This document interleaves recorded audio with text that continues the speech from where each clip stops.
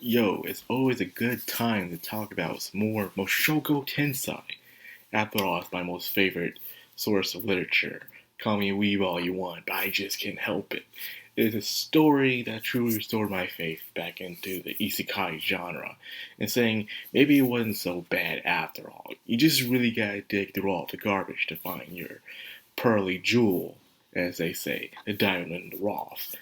And it's just this is the final volume, people, and more images have been released because the final volume of Mushoku Tensei has been released for the main storyline, anyways. And I believe we have like what 8 images now. Yeah, we got 8 images released so far. I believe this is the most images I've ever seen inside of a light novel for Mushoku Tensei. We usually have like 5 or 6, but no, we got 8, man. Like, I'm not even including the title itself, but all the other stuff. The non colored pages itself alone is a lot of images. So this is going to be a pretty nice, meaty book for the final volume.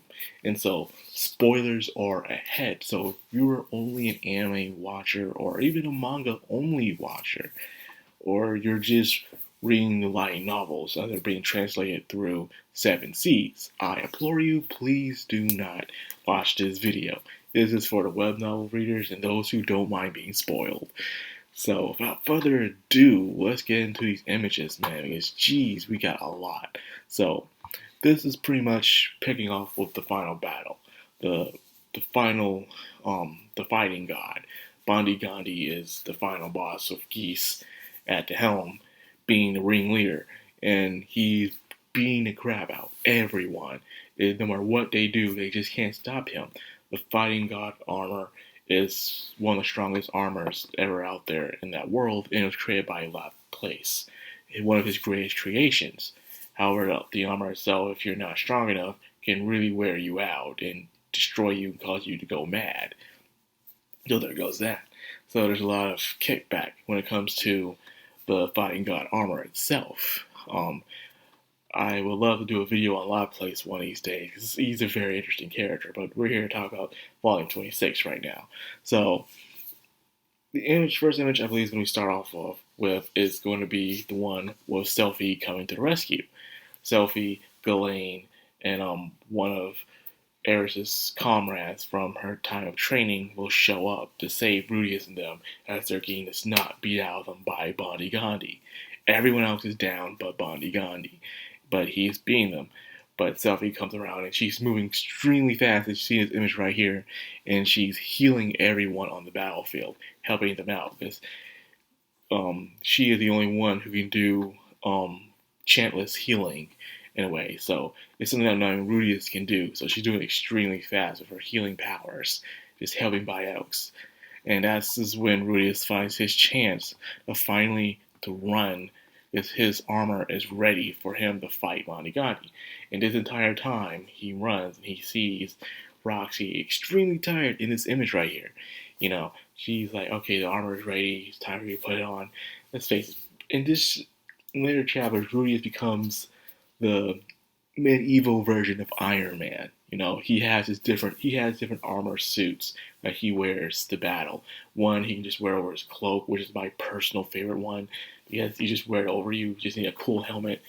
One was his very first kind. He was fighting Oyster, and he tries out others as well with Gatling guns, shields, cannons, and stuff. It's freaking amazing and stuff. He's even wearing using the sword, the great sword that's extremely powerful to use it. So there's Roxy, and he's ready for comeback. As you can see, this is where he's fighting Bondi Gandhi. He is taking off his limbs and sealing the way so he can give him a very big disadvantage to fight him off. But Bondi Gandhi himself ain't going down so easily. So this is where Eris shows up as Rudius gives Eris the great sword.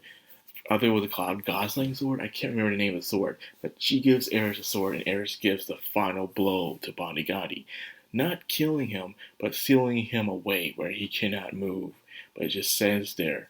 How long will he stay there? I believe until Oyster said until everything's over with, and he'll free him. So there's that. So this is gonna be way into the future. So this is where Eris gives off the final blow, and this is where she gets the white streak of hair in her head, because the power of the sword is so great for a mere human to really wield. So that actually devoured Eris of a lot of mana that she had, and even drained out some of her life force. So therefore, this is probably one of the reasons why she died first. Is because her life force was drained and she was using this sword. Believe it or not, a lot of people in the Russian community actually believe this is the reason why she died first. Believe it or not, people thought that Eris was the one of great health, but however, besides her risky high lifestyle, in this way she used a sword is the reason why she died first. Like I said, spoilers, people. So if you're still in this video, you're hearing this, you're upset, I can't help you on that. I warned you. So after that image, Ghislaine and the others went to go see Geese, and you see Geese in his defeated state, because during the battle he was kind of a bystander during the fight, and he got injured. So this is why no one saw him, because he was already injured, and he was pretty much giving Ruiz and reassurance that no one else in this time should be siding with Hidegami anymore, on how he said he didn't know what it's like to be always weak. They're able to be strong and stuff. But yet here you are, the same as me, able to gather forces and still be strong. So it was a comparison and contrast to Rudius and Geese in a way. In a way, this really hurt Rudius, because this battle was extremely personal. Not because Hidegami was going after his family, but also how the people who were going after him were like family to him altogether. Because this right here was people Rudius looked up to. Rudius looked up to Bonnie Gandhi. He was there at his wedding reception, his very first wedding reception, having him and Selphie come together. And then, of course, he always looked up to Geese as a very close uncle. When Paul was being Paul, he looked towards the Geese as someone he could express his feelings to, So seeing him having to fight them and defeat them like this and never able to see them again, it really hurt. In a way, it left Rudius with some serious regret down the line, and he can't help it. Now, this is when the North God comes out of nowhere with the sword and blasts everyone away, acknowledges Rudius' strength, and walks back to the village to try to defeat Oyster in a way. But Rudius is so out of power, can't do anything. All he can do is follow the North God, telling him to stop. However, Oyster shows up, tells Rudius to step aside. He says he's not doing this for the obligation of having people fight for him, but he wants to fight for his friends. As you can totally see, Oyster does a 180 throughout the time of the light novels. As a guy who would isolate himself and not really ask anyone for help, and anything like that, does things by the shadows. Thanks for him being by Rudius' side, he gains not just allies or friends, he gains a family in a way, where he's setting aside, putting his risk of using his own mana and powers just to help defend his friends, who put everything on the line to defend him. Because in the day, this entire battle was to make sure Oyster also does not use any of his powers, so he can defeat Hidegami down the road. Remember, he cannot regain his mana, or it comes back to him extremely slowly. So, if he's not able to go full power fighting Hidegami by the end of the timeline, he has to restart everything all over again. But he doesn't want to do that, because he's seeing so much effort what everyone else is putting into line. Fortunately, it doesn't take much. He defeats the North God easily, subdues him by taking away one of his arms and having the North God to work under him. And yes, you'll be seeing him in the redundancy chapters and stuff like that. So he does become an ally of Oyster. In fact, he becomes Oyster's left-hand man, actually. So it has a lot of impact on Rui's family, believe it or not. So he's not going anywhere. He's actually a pretty cool guy when you get to know him and stuff. So that's nice. So everything's nice. Everyone's talking, going home, repairing the broken damage, and grieving over the ones they lost. And of course, Ruiz comes home. As you see, Ilya, I don't talk much about Ilya much in these videos, but Ilya becomes the person who's always already, the head maid, the one who's very professional, but as time goes on, she becomes very emotional and stuff and seems to cry at some of the crucial scenes inside of the books in a way, where she's even has seen her point perspective and stuff, where she's seeing her heart warm, being able to be part of the family, and when Rudius first helped her out when the affair happened back in Volume 1, all the way back then, and see her how she's been devoted to Rudius in the family, and because she is part of the family. She is considered to be the second mom and everything. Taking care of Zenov slowly recovering in a way, is very, very emotional. I don't talk about Lilia much, but she's a very good character as well. A person who seems to be distant and cold-hearted seems to be slowly warming up to people and being more emotional as time goes on. And she believes because of her old age, or maybe because she never had a chance to truly express herself much as she would like to. So now that she's older, she's able to do that more. So it was nice. And of course, you have Rudius talking to Paul as usual, telling about the events that happen and how he respects him and wishes to become a better man in a way, and walks off. So these are some emotional scenes, man, that I really do enjoy. And the final page that they do, I kind of wish that they did one where everyone was surrounding Rudius on his deathbed. All his family was there. Even Oysterd was there without his mask on because no one in the house was afraid of him because of his curse.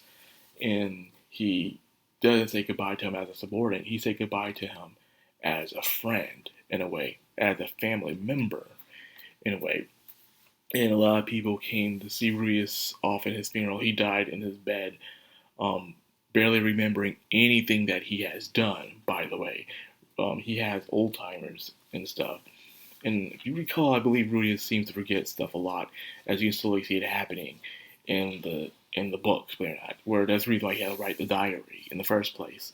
So a lot of things have been creeping in, finally showing its effect. Eris dies first, and then sometime later on, Rudius dies later on because of his old age. Not even that old compared to the other people who lived there, but it was old enough for him. And this time he's inside the astral plane. Instead of him having his body he used to have when he was from Earth, he has his body that he has now, where he looks like the Rudius we all know. This time, almost as if he's become a complete person. He has accepted it for who he has become in this world. Fully. It took time, but that's how it fully is. And it has been years since he's been to the astral plane world because he no longer talks to Hitagami thanks to the bracelet. But now that he is dead, he sees Hitagami one last time. Hitagami trying to find some way to ridicule him by saying, "Now that you're gone, I can finally have my revenge. I can finally do anything I want to. You won't be in the way no more." However, instead of being scared or angry or anything like that, all Breeze did is looked at Hitagami and said, I think it was good luck or do your best, whatever it was. But he walked away, and Rudius and Hitagami, I can't remember whether Hitagami was scared or sad. Either way, it was a very touching moment, in my opinion, where Rudius was finding like he wasn't like usually as skeptical or scared or angry or anything like that when he meets Hitagami, but this time it's more like, you and I could have been friends. You and I could have been so much more. I was able to be friends with the other world powers, the other gods, and even though I was a mere human, and you were one of the first ones I met during my first adventure, and despite everything that happened, you have done some terrible things to me. We could have been friends, but you were too afraid to let yourself into other people's hearts. And now here you are by yourself, isolated forever. And another panel I kind of wish they did is, as Rudius was, becoming old, he was seeing visions of the future. He was seeing the heroes who would join Oysterd on his venture to defeat Hitagami and stuff, showing one of his daughters, one of the people that Nanahoshi knows that will be isekai later on, by the way. That this is the future of Mushoku Tensei. and so much more. But this is all we can get, and I will take it, gladly take it.